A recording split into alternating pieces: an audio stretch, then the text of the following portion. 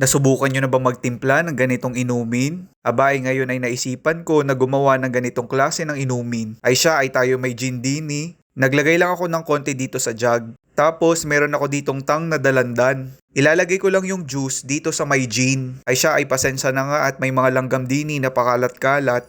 Nung mailagay ko na nga yung juice dito sa may gin ay kinalog-kalog ko lang ito. Aba ay syempre ay kailangan nating mag-exhibition dito. Kailangan nating sindahan ito na ang lighter. Naglagay pa nga ako ng konting mixture dyan sa may jug. Tapos ito na, kailangan na nating sindihan yung gin.